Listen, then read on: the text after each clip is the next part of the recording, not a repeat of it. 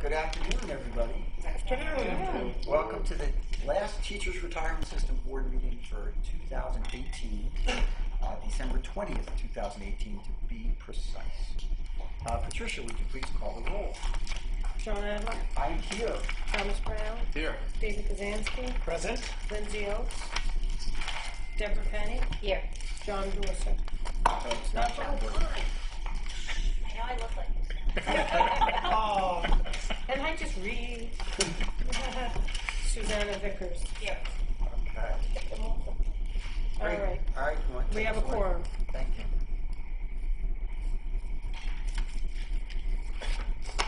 Okay. So the first item on the agenda is an update on TRS operations, which Kavita Conroy is going to give to us. Yeah, thanks, Patricia. 1099 forms for tax year 2018 will be mailed in January.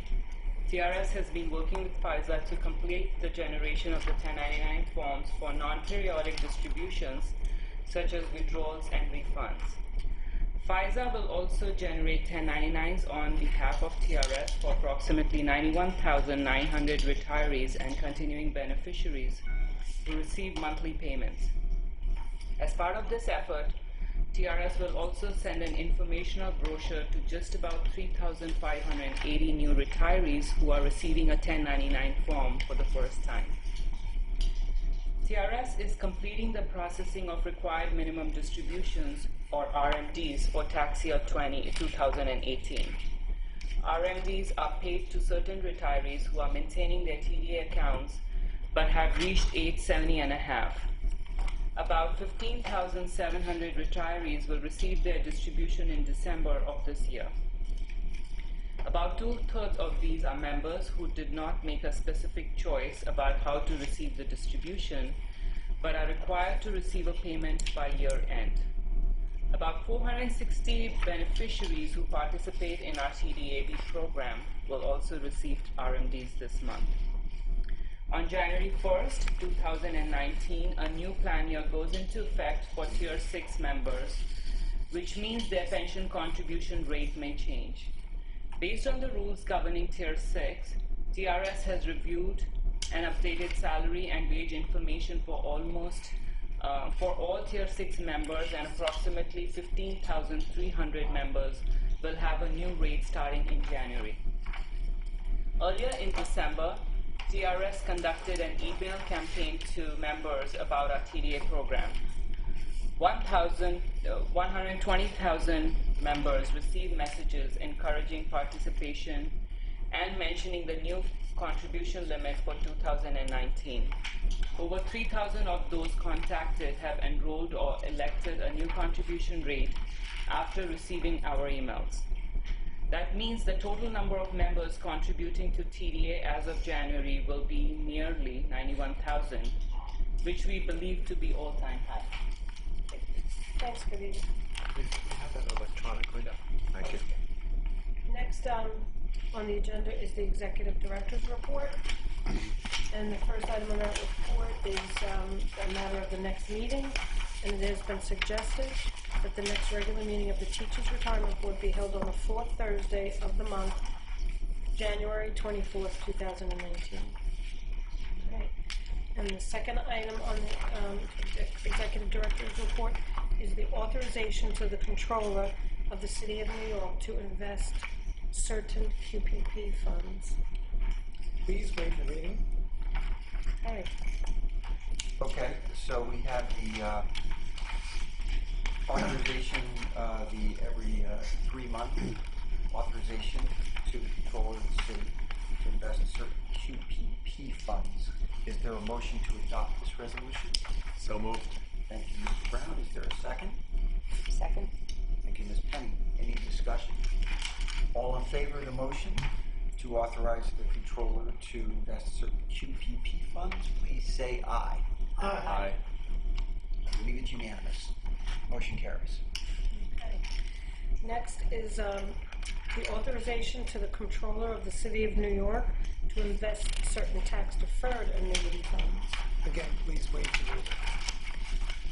So, is there a motion to approve the every 3-month authorization to the controller to invest certain deferred annuity funds.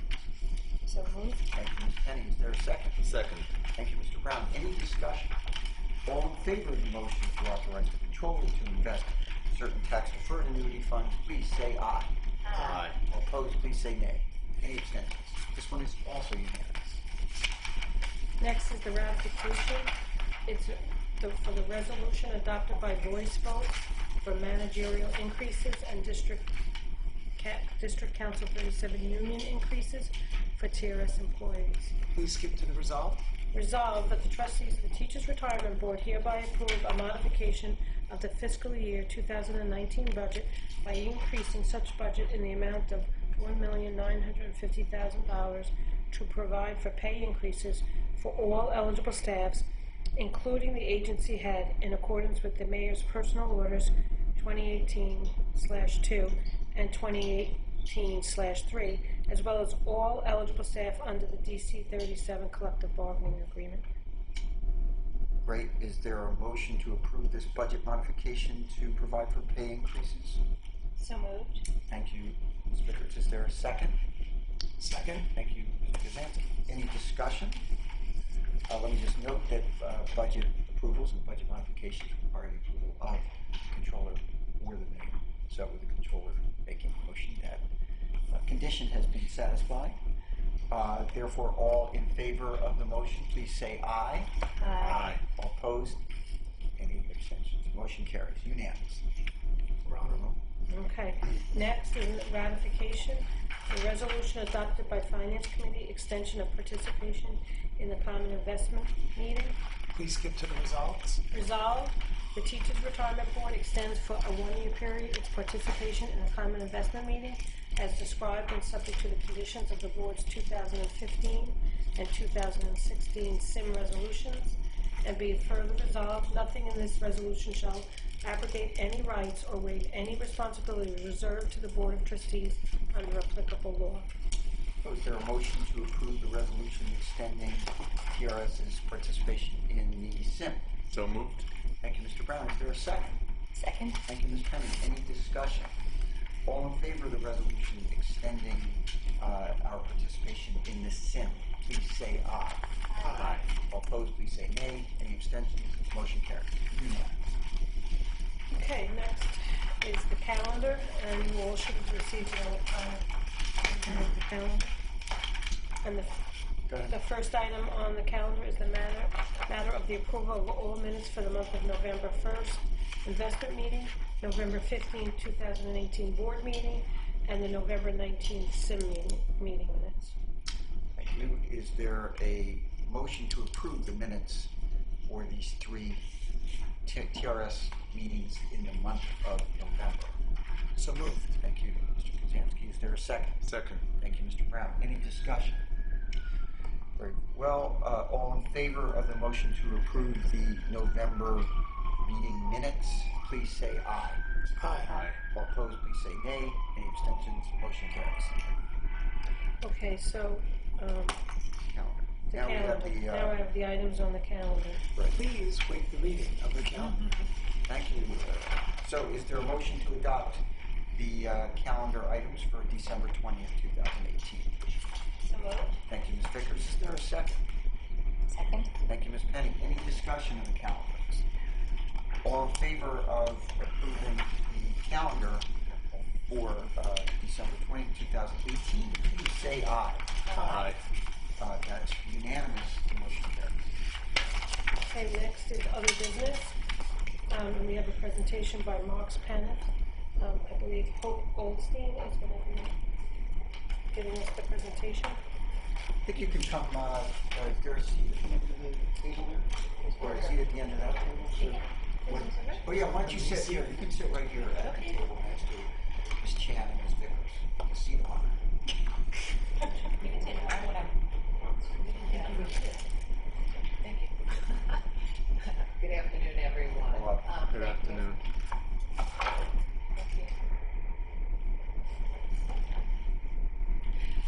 I'm Hope Goldstein. This is Ryan Zullo. I'm the partner overseeing the retirement fund. I don't think I had the pleasure of seeing everybody last year. And Ryan, who handles our IT portion of the audit process. So you have a presentation that goes through required communications. As your auditors, we're supposed to communicate with the board for your understanding of your responsibility overseeing the financial reporting process. And we've included that in tab 2. Tab 1 of our presentation, but you have it in front of you. So there's 5 tabs there, but tab 1 is just some information about who we are, some pictures. It takes several people to make all of this happen. I'm just one of those, as Ryan is as well. But we do all of the city's pensions. Thank you. Looks like a computer, right? So it takes a lot of people to get through this audit. We do teachers, Board of Eds, NYCER, police, fire, and the OPEB as well. So it's 2 partners, and we split it, myself and Joe. And then we have an investment team. We work with Sherry's group, the Office of the Actuaries, and obviously the Controller's Office, who are integral part of all of this. And as we're your auditors now this is our 3rd year working with teachers, we have watched tremendously the shift between the reliance on the Controller's Office and really moving to management at the individual systems level. So they really are working as in autonomy in many ways and less dependent on the Controller's Office handling the financial information. So it's been a nice shift that we've seen. So I'm responsible for moving this. That's just some PR information. And this is really just our required communication. It's very templated in accordance with the auditing standards.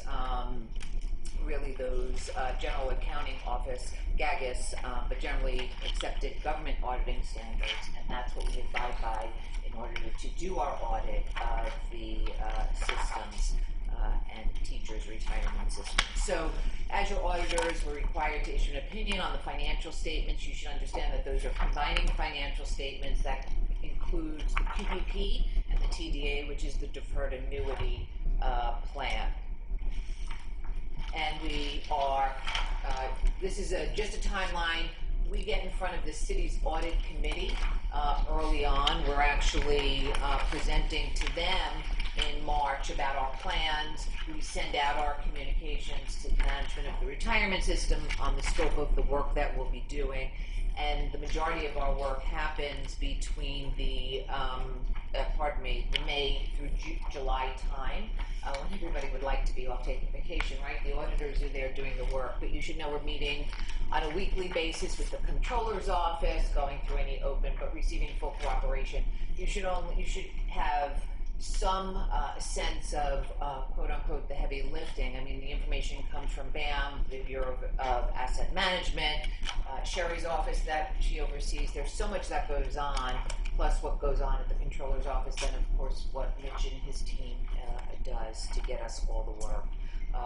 Obviously, we have a deadline of October 31st to get the financial statements completed. We got that earlier than anticipated in the prior years, because this all goes into the city's financials. It goes up at least at the footnote level, and it's part of the funds. But we got our opinion out end of October.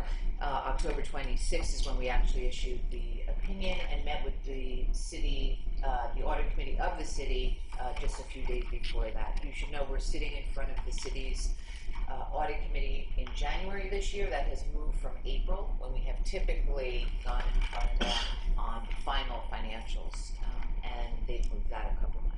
So the next couple of pages are really, again, templated information about the required disclosure or disclosures we make to this board. The first one is our responsibility. So I repeat myself, we're ready to issue an unmodified opinion, which is a clean opinion. We say in our profession that's the best you can get. And the financial statements are actually in tab 5, the draft financial statements. Management has signed a representation letter. We share with you that letter, which is in the back of tab 2. There's nothing unusual there.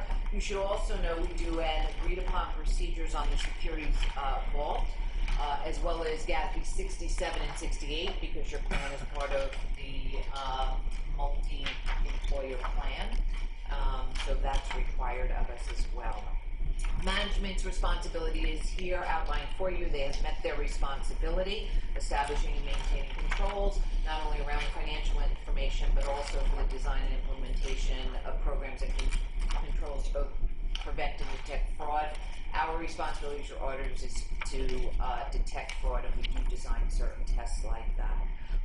All accounting policies are in Note 2 to the financial statements, again in tab 5, and there were no changes or significant changes, I should say, in any accounting matters. Significant judgments and accounting estimates are part of the financial statements. Two of the most significant estimates has to do with the actuarial assumptions. And those are all in Note 5 to the combining financial statements. The fair value of investments is also an estimate, and that's all in Note 3 footnotes of the combining financial statements. And those really have to do with alternative investments where there's no ready market for those, whereas if we all own the same stock, I always use Exxon as an example, we can all go to the same exchange and actually get the same price. On alternative investments, you can't necessarily go to an exchange. Maybe I shouldn't say Exxon today, right? I don't know. It's an old stock. Facebook. Oh, No. Right. Like GE, I use as an example. Something that we, right. Nothing is good anymore. Anyway. Not even Google, right? Or Amazon is bad too, at least here in New York. Anyway, get the understanding that you all can go to that same exchange to get that fair value. When it comes to our alternative investments, we can't, and we rely upon a set of financial statements that are audited by other auditing firms to get those. I will say, in terms of risk around alternative investments now, it is much more minimized than it had been about 15 years ago, where investment managers were not sharing how they were investing in these alternative investments or what they were made of. I often use a joke that they were like the Mrs. Fields cookie recipe. No one can get their hands on it. So now there's much more transparency around this. Unfortunately, sometimes it takes something to happen to cause a disaster for regulations to get put in place in order so there is more transparency. So it's a different world around these alternative investments than it was before. And I say that from an audit partner who's signing an opinion to a set of financial statements where valuation is such a key on these. At least now we can actually see those underlying investments that we weren't able to see many years ago. And you should feel comfortable as well. There were no audit adjustments that we needed to bring forth to you. All adjustments had been booked prior to us getting the trial balances. We've received the full cooperation by management, and now that they're used to us, I'll say, and understand the way in which we audit, our audit is much smoother than it has been, or was that first year of what I would consider growing pains, and third year in working with the systems. It definitely has gotten a lot easier. We have no material weaknesses to speak to or significant deficiencies around the internal control environment, so we are able to issue a one-page no material weakness letter, which is in tab 3. Tab 4 has our observations and recommendations, which are really enhancements around control practices. And there were no new comments this year that we need to bring forth, only some lingering ones from last year. The one that affected, and I say audit versus technology, the one that really affected the audit is really around the mapping and grouping of financial information. So management has helped us quite a bit in terms of their Excel spreadsheets that maps the general ledger into the financial statement, and it continues to get tweaked, so we are in a lot better position than we had been in prior years. So it's still a lingering comment as management speaking to consultants and trying to work ways that process is a little bit easier. And Ryan will take us through I believe there's 3 observations that are left over from last year. We are independent, so the work that we perform to complete our audit and the agreed upon procedures that I spoke about earlier in the GASB 6768 report that we issue and do the work on in no way tarnishes our independence. Again, this is template information I need to speak to you about. There's some new accounting and auditing standards on the horizon, though we provide all of them for your reading. the ones that are not applicable are not applicable, and the ones that will be applicable, management is still working through to see how those will affect, if at all, have a material effect on the financial statements. So we will keep you abreast on all of those as we move forward. As I mentioned, tab 3 is the no material weakness letter, and that is just clean. And then we have our observations and recommendations, which really is an informal communication to the board about the enhancements on control practices. So as I had mentioned, the first one around financial statement groupings really is lingering from the prior year, and again, management continues to enhance that to help that process run smoother. So I'm going to turn it over to Ryan to just speak to the 3 outstanding comments from the prior year. Sure. So if you're looking at page 1 towards the bottom, the first observation deals with cyber insurance. This has been an ongoing observation since 2017, so it's been open for 2 years at this point. So the first stance of cyber insurance is, again, we're not insurance providers, so we can't legally apply on validity or comprehensive setting statement. But we do recommend to all the clients to at least look into sourcing cyber insurance and determining whether or not it's something worth having, mitigate any risks in the event of a cyber attack. So we saw that this year you recently issued an RFP to work to source that, and from your response you've heard back from some brokers and you're working to get that in place. So depending on how long it takes when we come in here next year, if that's been acquired at that point, it should easily be dropped off the list. So the risk with that really isn't great, nothing super worried about. The next one deals with, bottom page 12, the pension management system. So that's been an ongoing effort, and it's going to continue to be an ongoing effort. You're currently in stage 4 out of 7 of your multi-year plan. I think from our discussion, you're slated to begin the next phase of implementation in January. So again, this will remain open throughout the next year and likely the year afterwards. So once the system is fully up and running, we'll be able to drop this off the list. The reason that we continue to have it open is because with the old system, there are inherent risks with using it, as it is a custom developed system. So we just like to continue to keep that on an ongoing basis. But again, you are making clear work on it. From everything that we've seen, both from our discussion with Mitchell as well as the documentation we received, there weren't any major red flags or anything that would cause immediate alarm. So that's good to know. The last observation deals with transportation checks. In the past, we saw that you were using messenger services, which again, that has a risk in and of itself. Again, if actors are also stolen transport, people can read it. This has been ongoing for 2 years, so you're aware of that. As of this year, when we talked to the IT department, it looks like you're now sourcing a microprinting check machine, which will be able to print. You can issue your own checks, and you'll be eliminating messenger service over the coming year. So once that is fully implemented up and running in 2019, when we come back in here next year, we should be able to drop that off. And then aside from that, we retired 2 observations this year. So again, you've continued to improve. As Hope said, we didn't open any new observations. So overall, continue doing what you're doing.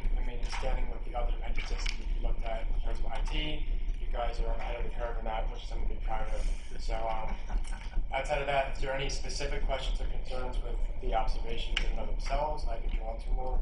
I just have one question about something you just said about the pension management system. I believe I heard you say that there's risk with any custom developed system. Right. So I believe our new system, the Aspen system, is also custom developed. So how is that? I think the issue with it, when you have like a homegrown internally developed system, right? Again, you have to follow proper STLC processes. But I think the issue with this one was proper what? Software and system development lifecycle. So it's basically a structured methodology of planning, implementation, testing before it's pushed to a live environment. The issue with the system that was homegrown was it's based on an older software, which in and of itself is just a risk. So the new system is based on currently supported software from the vendor itself. So that eliminates that risk because then you don't have to worry about patching and security updating the systems. That's where the risk goes right away. I would say, and I'm not the IT person, but generally any system will end up needing some sort of customization. Right. So I think there's always going to be that little bit of customization, but when you source it from the vendor itself, then you rely on them for the software patching, constant fixes, updates, similar to Microsoft and Apple, how they push out updates every week, as opposed to having to do that yourself. And having to stay up to date on cybersecurity practices, new viruses, new malware, stuff like that. Okay, thank you for clarifying. Appreciate you asking the question of what it defined and what the definition was. Yeah, sorry. I have no bones, as everybody here knows, I have no bones about asking questions about stuff I There's don't nothing wrong with understand, that. which comes up almost every meeting, because there's a lot I don't understand. Yeah. Yep. No. Not everybody. So these are the draft financial statements. Really the driving factor on your financial statements this year. Well, let me first say that's our opinion. That's really what Marks Paneth does, is issue an opinion on the financial statements. Typical auditor's opinion is one page. The reason why is there's so much supplemental information, particularly on a government entity, with the MD&A and the other additional supplemental information, so hence another paragraph. The financial statements walk you through the MD&A, which management actually prepares over information over a 3-year period. My intent is really not to go through the financial statements in any detail. Of course, if there's questions, we're here to answer them. Overall, the driving factor that moves these numbers each year is investments and benefits paid, and that's your driving factor. So if you were to look at the bottom line, you're still an extremely healthy plan. In comparison to prior years, you are seeing a dip, and that's because of market conditions. So again, unless there's questions, and management is here also to answer details of the financial statements, I'm happy to address what we can and in conjunction with management as well.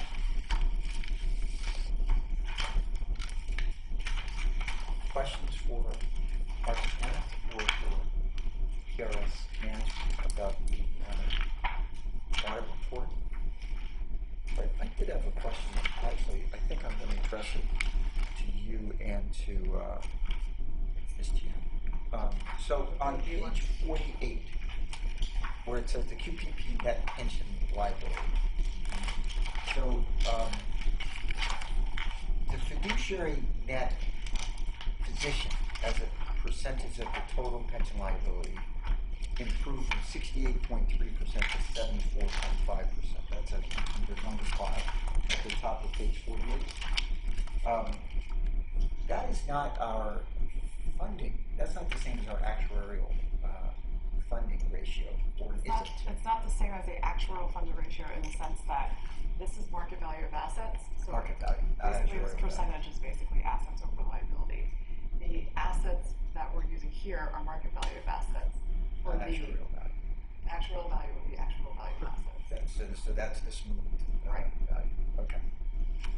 Which does not appear in this report. Correct. That just appears in your Yes. report. Actual report. Yes. Okay, great. Thank you for clarifying that. Anybody else have any questions for Marks Paneth or for anybody else at the table based on the audit report? Okay, thanks very much. Thank Thanks for you. coming down. Everybody have a happy holiday. Thank you. Enjoy time off if you're taking time off. Happy holidays. And as I say, don't set your alarm. So this is how Thank you. Thank you. So I think we're up to questions or comments from the public. Right? Are there any questions or comments from the public?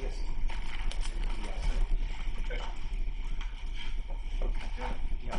We just want to confirm that the January 3rd investment meeting will start at 11 rather than 10. Okay. Any questions? From January People 1st. knew that January 3rd. We'll post it on the website. Okay. So it's on who a does Wednesday. the web? Oh, no, it's on is that the something? It's not the calendar invite. Is that something? We'll send out a calendar invite. We'll send out a calendar invite also. Okay, great. Good to know. That's next Nice. year. I don't remember was it. Okay. Yeah. Okay. So unless there's anything else anyone has to add, I think that concludes our public agenda for today. And motion would be in order to enter executive session. Before we go out of, Oh, yes. I just wanted to wish everyone a happy holiday and to thank the TRS staff for everything that you do for our members. We certainly do appreciate it. Our members love TRS, Just the mere fact that Kavita said 95,000 members have a voluntary TDA program. They love their TDA. They love their staff, TRS, and we love you. And thank you. And Happy New Year. Happy New Year. Thank you. Okay, thank you, Mr. Brown. I think a motion at this point would be in order. Ms. Penny? I move pursuant to Public Officers Law, Section 105, to go into executive session for discussions of specific investment and contract matters. Thank you. Is there a second? Second. Thank you, Ms. Pickens. Any discussion? All in favor of the motion to exit public session and enter executive session, please say aye. Aye. I believe that's unanimous. Motion passes. Okay, we're back in public session. Ron, would you please report out of executive session? In executive session, there was a discussion of a real estate investment. Consensus was reached and will be announced at the appropriate time. There was also a discussion on a contract renewal. Approval was reached and will be announced at the appropriate time. Also, there were several investment discussions related to the passport funds. Thank you very much. I believe that concludes our business for today. A motion to adjourn would be in order. Is there such a motion? So moved. Thank you, Ms. Vickers. Is there a second? Second. I think I heard Mr. Brown first, so we'll give it to Mr. Brown. Any discussion? All in favor of the motion to adjourn, please say aye. Aye. Aye. Please say aye. Aye. All opposed, please say nay. Hey. Not off the record. Any abstentions? The motion carries, but not unanimously. Thank you. Meeting is adjourned. Thank you.